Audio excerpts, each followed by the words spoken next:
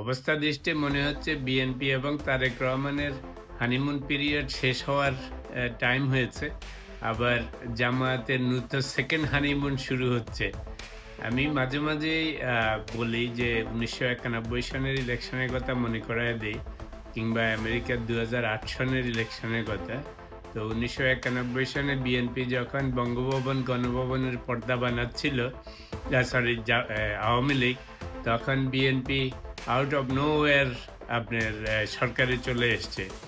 ২০০৮ সনে সেম জিনিস হয়েছিল আমেরিকাতে, যখন হিলারি ক্লিনটন অনেকটা শিওর হয়েছিল যে ক্ষমতায় তো যাবেই, কিন্তু again out of nowhere Obama এসে হাজির হয়েছে। তো এইবার যখন জামায়াতের প্রথম দিকে বসন্তের বাতাস ছিল, তারপরে যখন তারেক রহমান দেশে এসছে, তারপর থেকে আস্তে আস্তে বিএনপির হানিমুন পিরিয়ড শুরু হয়ে গেল, বোধ বিএনপি এবং তারেক রহমান। কিন্তু রিসেন্টলি আবার মনে হচ্ছে পাশা পাল্টাতে শুরু করেছে। তো বিএনপির একটা অশনি সংকেত, সেটা হচ্ছে যে যেভাবে জামায়াত আওয়ামী লীগের আমলে ওই যে এখন ওদেরকে যে গুপ্ত গুপ্ত বলে, সুপ্ত বলে তারেক রহমান, তো এই গুপ্ত সুপ্তরা তলে তলে আওয়ামী লীগের সাথে গুপ্ত হয়ে মিলেমিশেই কিন্তু এই যে আন্দোলনে অনেক ঘটনা ঘটিয়েছিল। তো এখন রিসেন্টলি খেয়াল করতেছি জামাতের লোকজন প্লাস আমাদের যে সোশ্যাল মিডিয়ার লোকজন, দেশি বিদেশি, যারা সাংঘাতিকভাবে অ্যাক্টিভ, দেশি পলিটিক্সকে নানাভাবে ইনফ্লুয়েন্স করে, এরা খুব কঠিনভাবে প্ল্যান্ড ওয়েতে নির্বাচনী ক্যাম্পেইন করতেছে এবং এখন জামায়াতের জন্যই করতেছে। তো এখানে একটা জিনিস লক্ষণীয়, সেটা হচ্ছে যে এরা শুরুর দিকে যে ইন্টারনাল এক্সটার্নাল ফোর্সেস যারা, এরা শুরুর দিকে বিএনপির ঘাড়েই সবার হওয়ার প্ল্যান ছিল। কিন্তু পরে যখন ওই যে বিএনপি চাঁদাবাজি এটা সেটা দেখে, তখন ওরা জামায়াত এবং এনসিপির দিকে সওয়ার হয়েছিল। তো এনসিপি যেহেতু সুবিধা হয়নি, জামায়াতের দিকে এখন নতুন করে ঝুঁকেছে। তো শুরুতে যখন তারেক রহমান ফেরত আসে, যে পরিমাণ মানুষ আগ্রহ, উৎসাহ, উদ্দীপনা দেখিয়েছিল, তারেক রহমানের সুন্দর সুন্দর কথা শুনেছিল, তো তাতে মনে হয়েছিল যে it is almost guaranteed this time যে বিএনপি এবং তারেক রহমানই ক্ষমতায় যাবে। তো এখন আবার একটু পাশা পাল্টাতে শুরু করেছে। তা আমার অবজারভেশন হচ্ছে কয়েকটা জিনিস এখানে কাজ করতেছে। সেটা হচ্ছে, প্রথমত বলে রাখি যে রাজনীতির হাওয়া চেঞ্জ হতে বেশি টাইম লাগে না, প্লাস মানুষ অনেক সময় চান্স নিতে পছন্দ করে। তো এই যে জামায়াত এখন নতুন করে আবার হানিমুন পিরিয়ডে বা হানিমুন ফেজে ঢুকতেছে, এটার পিছনে যতটা না জামায়াতের কন্ট্রিবিউশন আছে, তার থেকে বিএনপির কন্ট্রিবিউশন বেশি এবং মানুষের চান্স নেওয়ার কন্ট্রিবিউশন বেশি।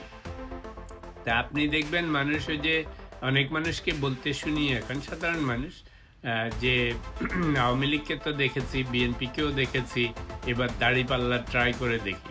এটা কিন্তু তলে তলে অনেক মানুষ এই শুধু এই অ্যাসাম্পশনের ভিত্তিতেই যাচ্ছে জামায়াতের দিকে। আর ইয়াঙ্গার জেনারেশনেরও অনেকে এখন যারা ভোটার হচ্ছে নতুন বা ইয়াং জেনারেশন, তো এদেরও তো ওই যে আগে আওয়ামী লীগের আমলে তো অনেক দেখেছে, তো সেটার কিছুটা রিফ্লেকশন বিএনপির মধ্যে আছে।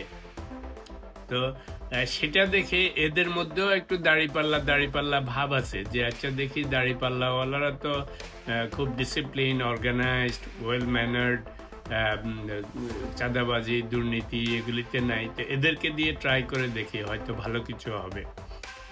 এখন ধরে নিচ্ছি ফর দি আর্গুমেন্ট সেক যে yes, Jamaat is definitely better, ওরা সব কিছুতে ওরা খুবই ডিসিপ্লিন, কোনো সন্দেহ নেই। তা এখন আসেন একটু 5 মিনিট ব্যয় করে যে জামায়াত বা বিএনপি হইলে সুবিধা অসুবিধাটা কি। তো তার আগে একটু বিএনপি কেন খারাপ ওইটা একটু বলে রাখি। আমার যেটা অবজারভেশন, সেটা হচ্ছে বিএনপি যেহেতু already they are now a very big party বাংলাদেশে, আওয়ামী লীগের পরে বিএনপি হচ্ছে মেজর পার্টি। তো দেশের আনাচে কানাচে সব জায়গায় যতজন জামাত করে না, এরা সবাই ইদার বিএনপি করে অথবা আওয়ামী লীগ করে। অন্যান্য দল আছে হচ্ছে, ওদের কথা এখন আর বললাম না। তো ফলে হয়েছে কি, বিএনপির প্রেজেন্সটা সব জায়গায় দেখা যায়, খারাপ হইলেও দেখা যায়, ভালো হলেও দেখা যায়। যা কিছু করতেছে সবই চোখে পড়ে। আর জামাত যেহেতু গুটি কয়েক লোক, তো এখনো তো জামাত তো মেজর পার্টি না, ওদের লোকজনও কিন্তু সারা দেশে এত নাই। তো ফলে ওদের কিছু অত চোখে পড়ে না, এক নম্বর। 2 নম্বর হচ্ছে বিএনপি যেহেতু আগে ক্ষমতায় ছিল অনেক সময়, তো এদের তো সবই লিডারশিপে আছে। এই যে স্কুল, কলেজ, ইউনিভার্সিটি, মিউনিসিপ্যালিটি, সব জায়গায়, সব জেলা উপজেলায় ওদের দল আছে। তো যেখানেই আপনার রাজনৈতিক কর্মকাণ্ড থাকবে সেখানেই তো গোলমাল হবে। তো গোলমাল হইলে সেটা সাধারণ মানুষের চোখে পড়ে। তো সেই জন্য বিএনপির সব দোষ ত্রুটি চোখে পড়ে। ওই শাস্ত্রে আছে যে আপনি যাকে ফলো করেন তার সব চোখে পড়ে, সে যা করতেছে। আর আপনাকে কেউ ফলো করে না, আপনি খারাপ ভালো কারো চোখে পড়ে না। তো to be fair to BNP, যেহেতু ওরা ক্ষমতায় ছিল, যেহেতু দেশব্যাপী ওদের অর্গানাইজেশন আছে, নেতাকর্মী আছে, তো যা কিছু করে সবই চোখে পড়ে। ওই আমাদের এখানে একটা কথা প্রচলিত আছে কানাডা, আমেরিকাতে, যেখানেই যাই শুধু চাইনিজ আর ইন্ডিয়ান দেখা যায়, এরা এসে দেশটা ভরে গেছে। তা আসলে যদি অন্যভাবে দেখেন, চায়নাতে আছে 2 বিলিয়ন পিপল, 2-3 বিলিয়ন পিপল, ইন্ডিয়াতেও তাই। তা আমাদের যদি 10% বাংলাদেশ থেকে আসে, যেই কয়টা লোক আসবে, আর ওদের 10% আসে, কি পরিমাণ লোক হবে চিন্তা করেন। অর্থাৎ যেখানেই যাবেন শুধু চোখে ইন্ডিয়া আর চাইনিজ দেখা যায়। তো এটা খালি বোঝানোর চেষ্টা করতেছি যে ইন্ডিয়া চাইনিজ দেখা যায়, আসলে ওরা এসে ভরে যায় নাই, কারণ ওদের পপুলেশন এত বেশি। ওর থেকে সামান্য কয়টা পার্সেন্টেজ আসলেই যেই দেশেই যাচ্ছে সেই দেশে ওরা খুব ভিজিবল হয়। Same goes for BNP and Awami League. যখনই ওরা কিছু করে, যেহেতু সারা দেশব্যাপী ওদের লোকের কোনো অভাব নাই, ওদের সবই চোখে পড়ে এবং মনে হচ্ছে সব কিছু এক্সেসিভ। আচ্ছা, তো এবার আসেন, এটা তো দেখলাম যে বিএনপির অশনি সংকেত কেন, যেহেতু চারিদিকে চাঁদা, এটা সেটা নানা কিছু হচ্ছে এবং বেশিরভাগই বিএনপির লোকই করতেছে। কিংবা নন জামাত, ধরেন জামাতদেরকে কিন্তু আইডেন্টিফাই করা যায়, শিবিরের হইলেও করা যায়, জামাতি পিপল হইলেও করা যায়। ওদের ভাব, চলন, বলন, অ্যাপিয়ারেন্স দেখলে আপনি বুঝবেন এটা জামাত। আর যতগুলি জামাত না, বুঝবেন যে এগুলি আদার পার্টি। তো সেটা আদার পার্টির মধ্যে এখন আওয়ামী লীগ তো চুপচাপ হয়ে গেছে। তো ফলে আর আছে আপনার বাকি একটা। তো এই যে 18-20 কোটি লোকের মধ্যে জামাতের অল্প কয়টা বাদ দিলে সবই তো এরা। তো দোষ ত্রুটি যা হচ্ছে সমাজে, অন্যায় অত্যাচার যত কিছু হচ্ছে, বিএনপি হোক বা না হোক, যতগুলি নন জামায়াতি, সব দোষ যা পড়তেছে বিএনপির গাড়ে। আম নট গিভিং এনি এক্সকিউজ, খালি বলতেছি যে আমাদের যে পরিবেশ দেশে, সেটার উপর ভিত্তি করে। এবার আসেন একটু সংক্ষেপে আলোচনা করি যে বিএনপি আর জামায়াতের সুবিধা অসুবিধাটা কি। আমি সবসময় বলে আসি, আমার কোনো বায়াস নাই, বিএনপি হইলেও নাই, আওয়ামী লীগ হইলেও নাই, জামাত হইলেও নাই। As long as is a good government, good governance, good leader, তাহলে আমার কোনো আপত্তি নেই। আচ্ছা, তো এখন যেহেতু আমাদের মেইন 2টা পার্টি বা জোট বলতে পারেন, জামাত মানে জামাত, এনসিপি, আর বিএনপি মানে সাথে যা আছে। তো সংক্ষেপে একটু শুনি যে কেন জামাত হইলে সুবিধা অসুবিধাটা কি। জামায়াতের গুণ হচ্ছে যে জামায়াতের লোকগুলি খুবই ডিসিপ্লিন, অর্গানাইজড, পার্টি হিসাবেও এখন পর্যন্ত যেহেতু সরকারে ওরা ছিল না, ওই যে চাঁদাবাজি এটা সেটা ওদেরকে খুব বেশি দেখা যায় না এবং ওরা সেটা অতটা করেও না। তো সেটা খুবই ভালো, ওরা খুবই ভালো বিহেভ করে, ওরা ধর্মকর্ম করে, সবই ভালো। খারাপের মধ্যে হচ্ছে আপনি, ওরা যেহেতু সব নিয়মকানুন মেনে চলে, বিশেষ করে ধর্মীয়ভাবে, তো যারা ওদের মতো ডেডিকেটেড না ধর্মে এখনো, তারা কিন্তু ওই নিয়মগুলি যখন আপনার উপর ইম্পোজ করা শুরু করবে, তখন আপনার কাছে এই সৌন্দর্য আর বেশি দিন ভালো লাগবে না। কারণ ওই freedom of speech, freedom of appearance, freedom of activities, এগুলি কিন্তু কমতে থাকবে। আপনি ডিসিপ্লিন মানুষের সাথে যখন চলবেন, ওই আপনার যে বাউন্ডুলেপনা, এগুলি আর চলবে না। আপনি ৮টায় আসতে বললে ১০টায় আসবেন সেটা হবে না। তো তখন কিছুদিন ওই যে নিয়ম মেনে চলে তাকে দেখলে খুব ভালো লাগে। কিন্তু আপনি যখন ওই নিয়মের মধ্যে পড়বেন আপনার হাসপাস শুরু হবে। এটা হচ্ছে নিয়মের দিক থেকে। ২ নম্বর হচ্ছে যেহেতু শিবির এবং জামাত এরা সবাই ধরে নেন যে যাই উল্টাপুল্টা করে কিন্তু এরা ধার্মিক। ওরা নামাজ কলমা পড়ে অন্যান্য যা করার। কেউ বেশি করে কেউ কম করে। But they do it. আচ্ছা এখন চিন্তা করেন শুধু অন্য ধর্মের লোক না, আমাদের ধর্মের লোকের মধ্যে যারা ধরেন ওদের মতো না, একই ফ্যামিলিতে থাকে না ১ জন ২ জন বেশি পায়াস, বাকি ৪-৫ জন নরমাল হয়, নামাজ কম পড়ে ২ ওয়াক্ত ৫ ওয়াক্ত, পারলে পড়ে না পারলে পড়ে না। এখন সেই সমস্ত ফ্যামিলিতে যদি ফ্যামিলি হেড বা কেউ একজন থাকে সাংঘাতিক ধার্মিক, তাদেরকে জিজ্ঞেস করেন বাকি ৫ জনের নাভিশ্বাস উঠে যায়। কারণ ওর তো ফ্রিডম নাই, ওরে সারাক্ষণ কথা শোনাচ্ছে উঠতে, বসতে, খেতে। তো তখন কিন্তু ওই যে যেই লোকটা খুব সুন্দর দেখা যাচ্ছে দাড়িওয়ালা, নামাজ কলমা পড়ে, সুন্দর কথা বলে, আসতে যেতে সালাম দিচ্ছে, বাইরে মনে জানি কি ভদ্রলোক, কত আরাম লাগে, কত সুন্দর, কত ভালো মানুষ। তার সাথে যে বাকি ৫ জন ঘরে আছে যারা এতটা আপনার ডিসিপ্লিন না in terms of religion বা আদার থিং, তাদেরকে জিজ্ঞেস করেন তাদের লাইফ ফেল হয়ে যাচ্ছে। তো এটা হচ্ছে এই যে এখন রাষ্ট্রীয়ভাবে এরা যদি ক্ষমতায় যেয়ে উঠতে পারে, যে সমস্ত মানুষ খুব ডিসিপ্লিন, এদেরকে আপনি যত বেশি পাওয়ার দিবেন এরা তত বেশি ইমপ্লিমেন্ট করে, তত বেশি ইম্পোজ করে। তো ফলে হবে কি যখনই রাষ্ট্রীয় ক্ষমতায় যাবে, তা আপনি মনে করেন এই শফিকুর রহমান সাহেবরা বা ওনাদের যে সমস্ত আরো হুজুর শ্রেণীর লোকজন আছে, মসজিদের ইমামদের যেরকম দেখেন, এগুলি হচ্ছে ১০০% ডিসিপ্লিন। এগুলি হচ্ছে আর্মি রুলের মতো আমি বলি।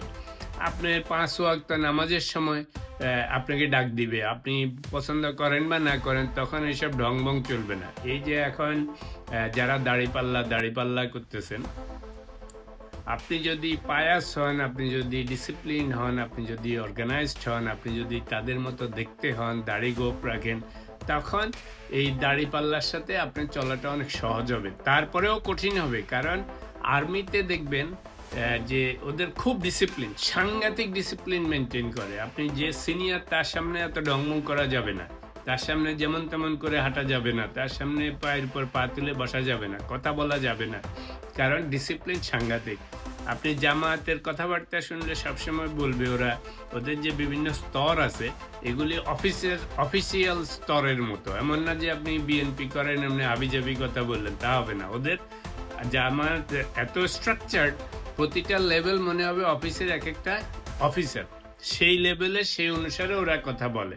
তো বুঝেন ঠেলা, বাইরে দিয়ে দেখতে মনে হচ্ছে খুবই স্ট্রাকচার্ড, খুবই সুন্দর কথা বলে, খুবই ভালো। এর কারণ হচ্ছে ওখানে ফ্রিডমের অভাব আছে।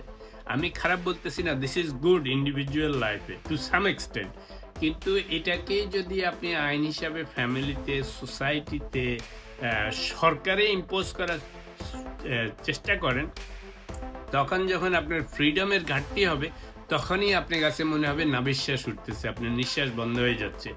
এই জন্য ওয়ার্ল্ড ওয়াইড যতগুলি ধর্মভিত্তিক গভর্নমেন্ট আছে বিভিন্ন দেশে, সেখানে নানা রকম প্রবলেম যাচ্ছে, মানুষ অস্বস্তিতে থাকে।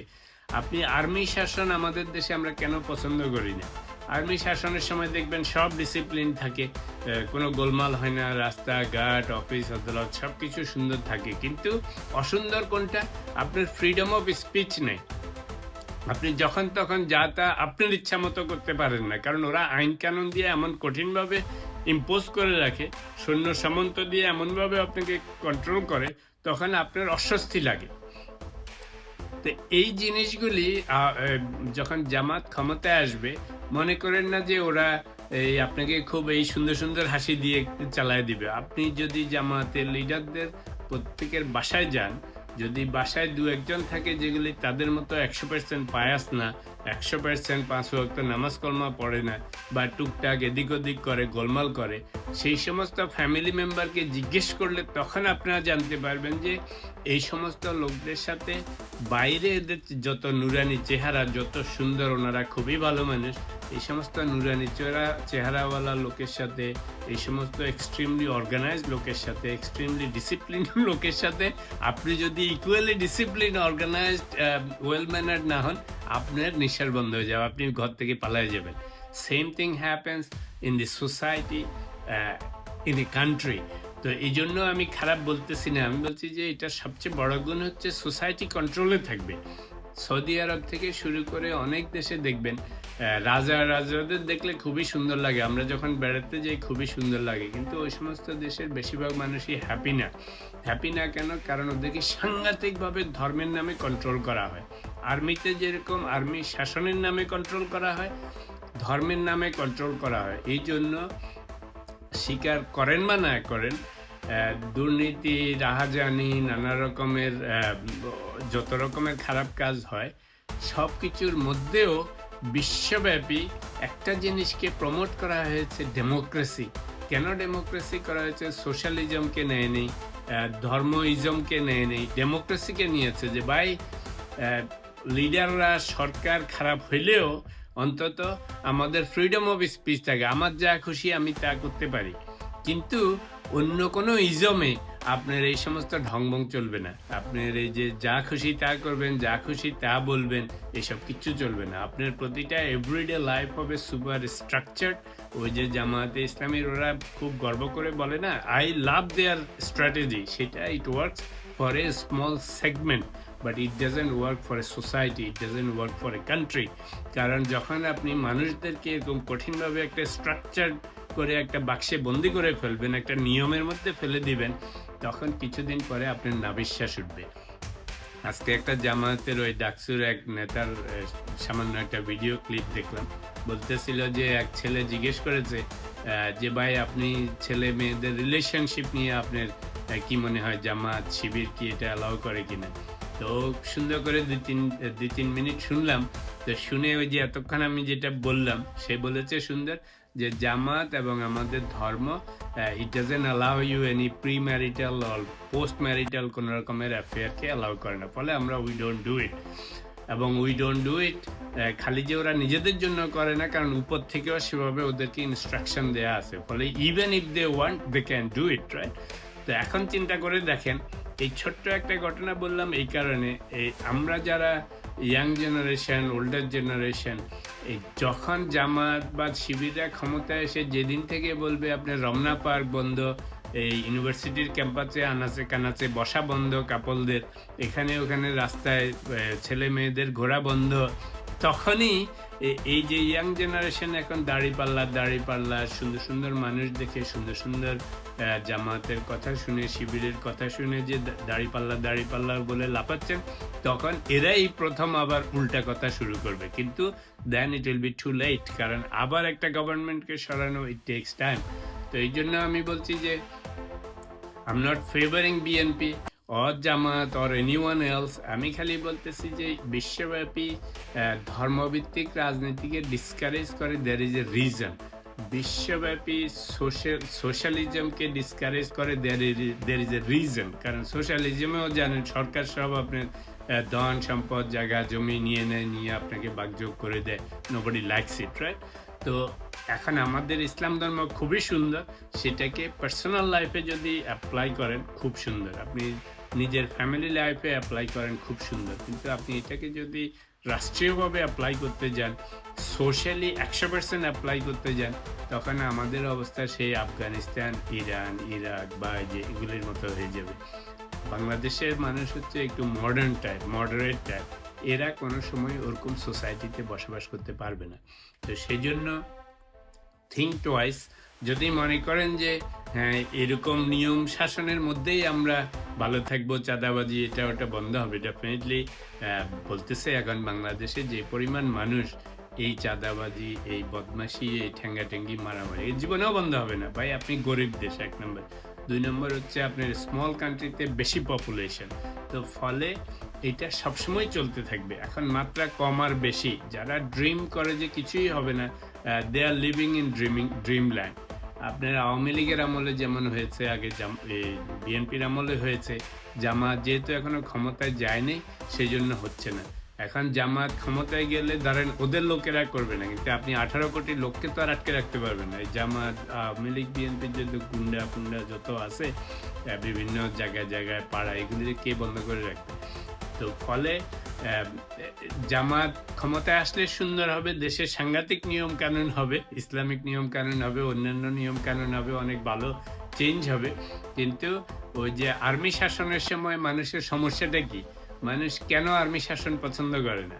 আর্মি শাসন পছন্দ করে না এই না যে তাদেরকে ধরে কামড়ায়, ওদেরকে যে একটা আইনের মধ্যে আটকে ফেলে, কোনো কিছুই ওদের ফ্রিডম মোতাবেক করতে পারে না, সেই জন্যই আর্মি শাসন দেখতে পারে না। জামাত আর আর্মি শাসনের মধ্যে তেমন কোনো ডিফারেন্স হবে না। আপনি অন্যান্য যে মিডল ইস্টার্ন বা আরাবিয়ান কান্ট্রিগুলি দেখেন, তখন টের পাবেন। এই যে এখন মহিলারা পুরুষরা যতজন যত কিছু আমাদের সোসাইটিতে করতেছে, 90% প্রথম থেকেই শক্ত করে আটকে দিবে। So think twice. আসলে আমার কোনো অসুবিধা নেই। কিছুদিনের জন্য মানুষ সেটারও টেস্ট পাবে, সব কিছুরই টেস্ট নেওয়ার দরকার আছে। তবে যতটা ফুর্তি মনে হচ্ছে যে জামাত দাঁড়িপাল্লা আসলে চাঁদাবাজি কমবে, দুর্নীতি কমবে, কিন্তু আরও যে কত কিছু আসবে, সেগুলি এই চাঁদাবাজি দুর্নীতি থেকে খারাপ বেশি না ভালো বেশি, সেটার বিচারের ভার আপনাদের উপরেই দিলাম।